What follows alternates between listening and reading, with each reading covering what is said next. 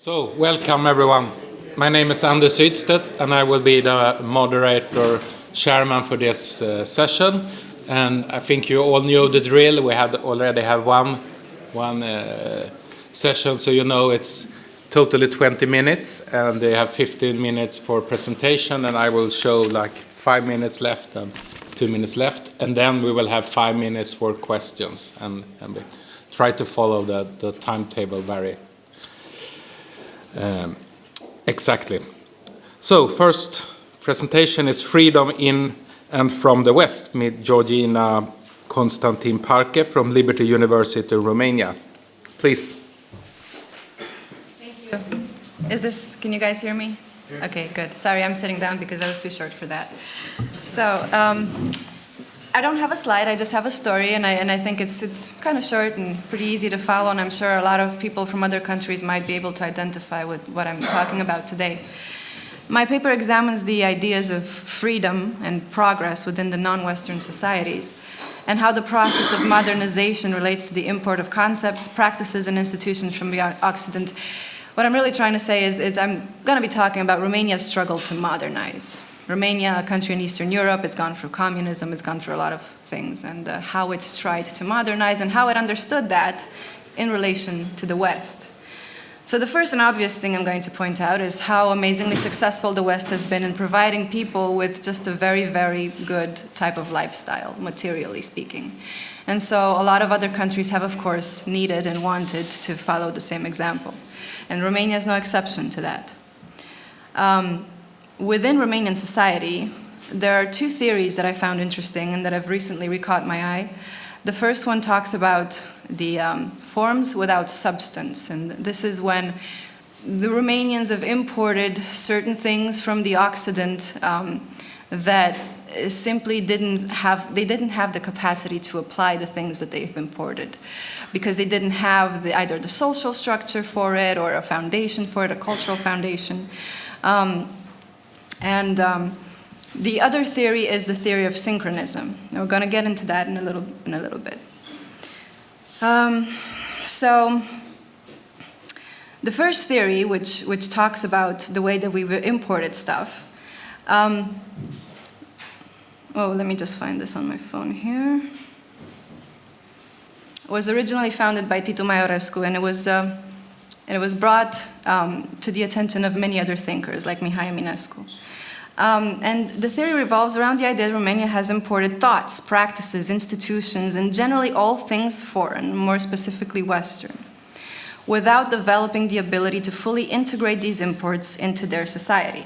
In other words, such things have been imported without the necessary cultural and social background, which would help to understand and build upon them in a proper manner. And the founder of this theory, Maiorescu, states, "A form without substance does not bring any benefit, but rather brings harm because it destroys a powerful means of culture." Another thinker, Radulescu Motru, went further with the theory and examined the psychology of the Romanian people, talking about certain fundamental incompatibilities between the Romanian spirit and the Western entrepreneurial mindset, for instance. He observed that Romanians have no commercial sense, and that for Romanians, time is anything but money or currency. Eminescu, another thinker who talked about this concept, also expressed his thoughts, and I thought that this actually probably explains the theory a lot better than anything else in a short way. He said, "Artificially aging a child, growing plants without roots in order to have a garden ready in 2 hours is not progress, it is devastation." So, believing that the past is an intricate and vital part of the future, Eminescu would draw attention to the necessity of not ignoring the link through time, but rather nourishing and enhancing it so that the future might build upon the stable foundation. On the other side is the theory of synchronism.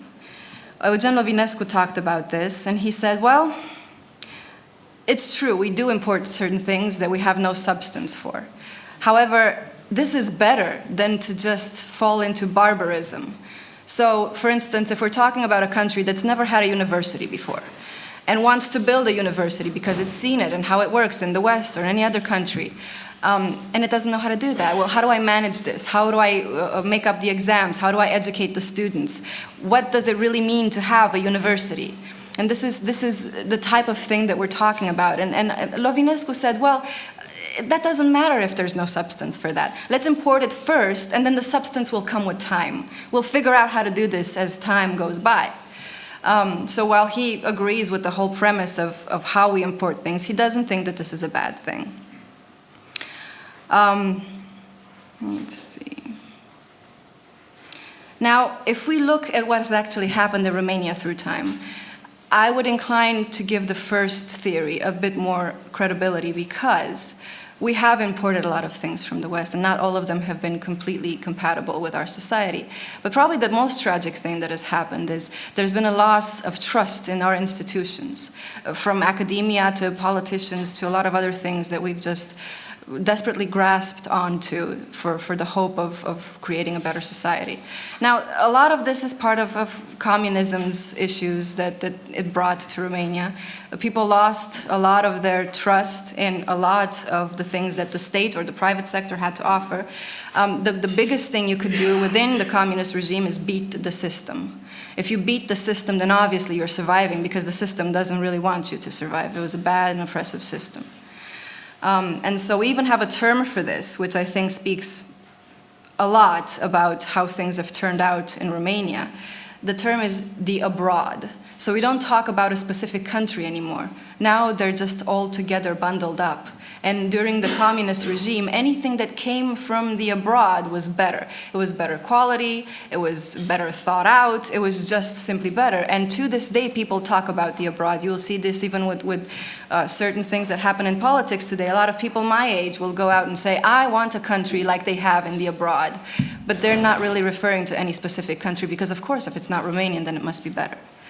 And so these are a lot of the issues that have happened that I think gives more credence to the first theory, which is we've imported some forms that have no substance and we haven't been able to build a substance yet to them to be able to apply them correctly. However, who knows what the future holds when it comes to that. Another thing is some people have said, well, you know, it's because of orthodoxy. I mean, the Protestants have done so well with capitalism, and then they're very entrepreneurial mindset, and then they know how to do these things. Well, our problem must be orthodoxy, the religion of the majority of Romanians. And I don't think that's the case. And the reason for that is the only thing that orthodoxy does is a manual for the salvation of the soul. It has nothing to do with economics. In fact, it frees up the person as long as the person is good in society and follows the laws and is just fundamentally a moral person. Orthodoxy has no problem with what they want to do. In fact, it frees up the spirit to say, go ahead, learn economics, learn how to do a capitalist society, learn how to do all of these things. So I don't see why anybody would see that this is incompatible. Just because it doesn't teach free market economics doesn't mean it doesn't allow you to do it for yourself. And I made a parallel with this. I found Samuel Huntington's comments on what he calls a torn society to be very relevant to Romania, in fact. And I want to just quote this really quick before I get to the conclusions. I don't want to take too much time. He said, political leaders imbued with the hubris to think that they can fundamentally reshape the culture of their societies are destined to fail.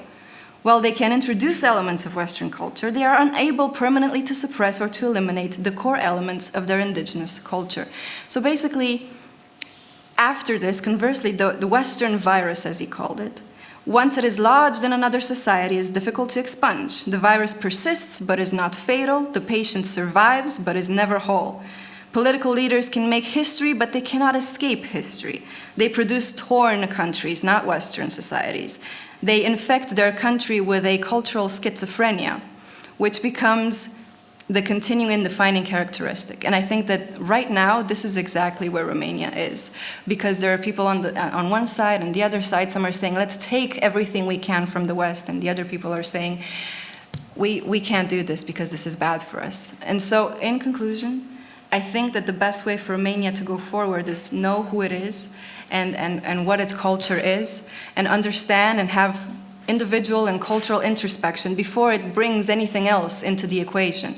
I need to know what my culture is before I know what exactly I can apply to it from another place. Just like when we translate from one language to the other, some things have no translation. And putting this into perspective, some things just might not fit with our society. But capitalism certainly isn't one of those things. I think it fits just fine. Thank you.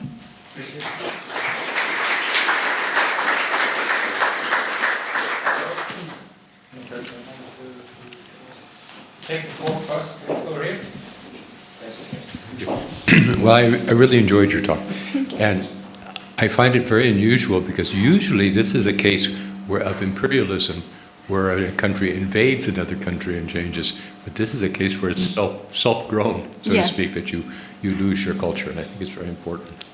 We've had this case in my own country, in Canada, where the indigenous people lose their culture because their children are put in residential schools, lose their language and all Absolutely. of their culture. Yes. This happened until 1974, very recently. And I forgot what I was going to say. Oh, I was going to say one thing on the Orthodox Church. Yes. I think you're right. It doesn't have anything to do with capitalism. However, there is a theory that a certain type of Protestant, Calvinist, had a theory that a rich person, a wealthy person, was chosen by God to go to heaven. Yes, and a So lot of that- people say that's why the Protestant Revolution was so successful in bringing Right, the West okay. up. But And yeah, so they would become wealthy, and that would show that they were Confirmation. the chosen. absolutely. But that was not all the Protestants. That was only a certain sect, yes, a yes, very yes. extreme sect. Yes, absolutely. And that's something that worked for the West. But for Romanian society, we like to keep things separately. We like to be in church and pray, and then we like to go out and make our money keeping God here, not necessarily here or Actually, in our wallet. I think there's been a lot of proof that it's not true. It That might not be, I don't know. Catholics of all persuasion and Muslims and everybody has done very well. Yes. I don't think religion has anything to do Yes, yes, with the ability yes, to run exactly, a free yes. market economy. I agree. Thank you. Next one. Thank you. A couple of comments. First of all, what you're talking about is the destruction of the moral and legal framework by communist regimes and the difficulty of rebuilding from practically bare earth. But you do need to cling on to what you've got, and of course that's one of Hayek's things about the extended moral order, that you need to maintain continuity as much as you can, as much as is compatible with going forward. The other thing is that having lost your moral and legal framework through the communist regimes, you now look to the West for functioning institutions, let's say university, but since the fall of the wall, the Western universities have ceased to be a model that anybody would want to emulate. So you are really between a rock and a hard place. That's why we have to be careful. That was my point. Absolutely. Yes, absolutely. Absolutely. Where do you look? I mean, it's just tragic. Yes, thank you.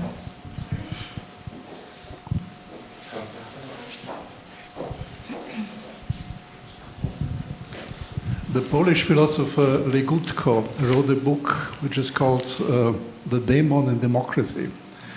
And his thesis is that the post-communist elites continued the modernization project of the communists under a changed etiquette. Yes. Before it was communism, Yeah. now it's Europeism. Do you agree with him?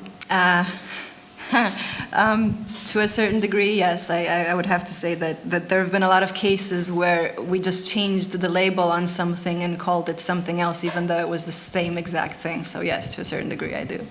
Absolutely. Excuse me, I just would like to hear a comment from you. In my perspective, Eastern countries have a different culture nowadays than Western countries. Yeah. Before the war and during the war, they were on the Western side. And then after the war, of course, what happened? They had to change drastically.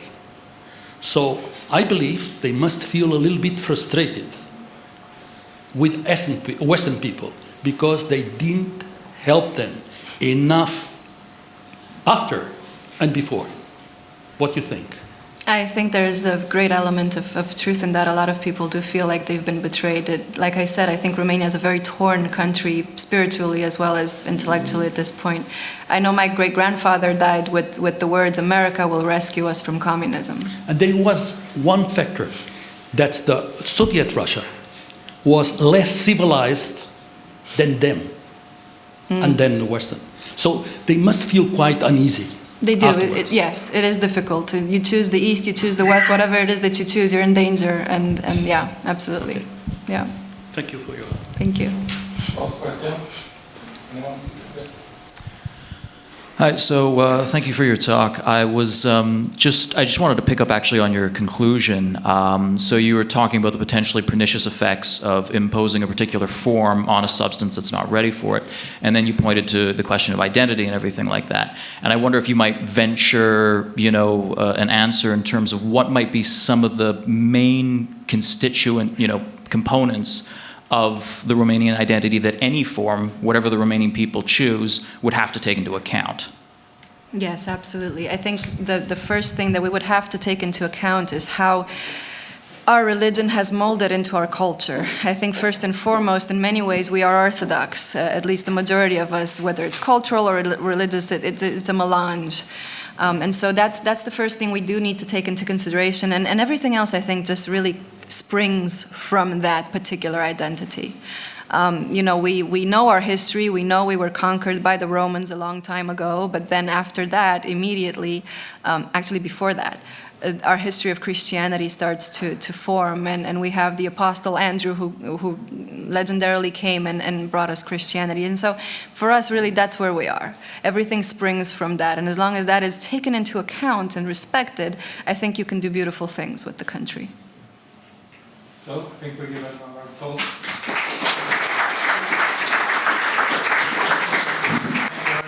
Thank you.